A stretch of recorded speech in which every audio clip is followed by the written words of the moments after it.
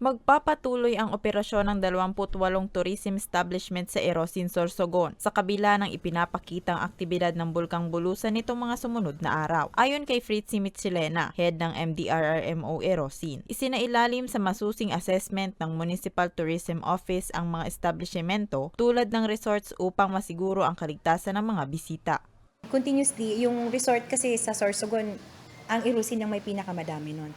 So we have informed them kung ano yung mga kailangan gawin. And just yesterday, prior to the eruption, meron kaming emergency meeting with the resorts owners and pati yung mga hotels and establishments para sa mga tourist na pupunta. So we have agreed upon on what to do dahil doon. Kasi you have to understand po na yung Erosin ay minsan isang taon, alert level 1 yan.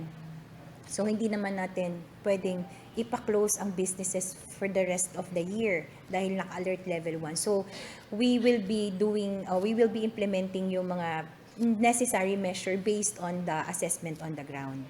So yun po. So part of that is kahapon, yun nga, pinatawag natin yung mga resorts owners and pati yung mga sa hotel and mga establishments na magiging affected ng Mount Bulusan eruption. Ang pagkakaroon ng evacuation area, first aid kits at face mask ay ilan naman sa mga hinihinging kondisyon ng Municipal Tourism Office sa mga establishmentong ito upang patuloy na makapag-operate. Ipapasara naman ang mga tourism establishment na hindi makakasunod dito. Nagpe-prepare naman lahat ng tourism stakeholders natin. Meron silang sariling evacuation sa resort mismo nila. May mga first aid at may face mask din pong nakaabang. And alam po nila na responsibility nila yung guests once na puto ulit yung bulkan. So, naka-ready naman po lahat.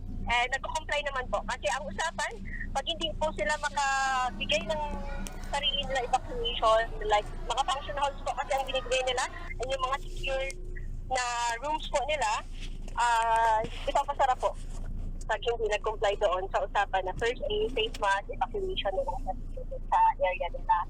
So lahat naman po ngayon, ng pinupuntahan namin resort, hindi sa isa namin, okay naman po silang lahat, nagko-comply naman po. And sa mismong area po ng mga resort, wala naman po, hindi sila affected. Kahit ashfall po, wala naman po sila. In-interview din namin sila. And karamihan naman po ng guests, alam naman po nila yung status ng area.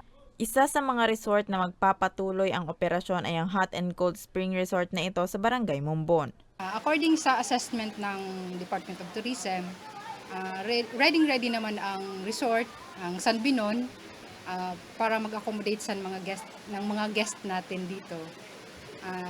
Naka-ready rin ang mga rooms natin in case na may ng Bulkan Bulusan. Pwede nating pwede naman i-offer na pwedeng gawing evacuation area ang ang mga rooms, and then may mga naka-ready naman tayong mga first aid kit diyan.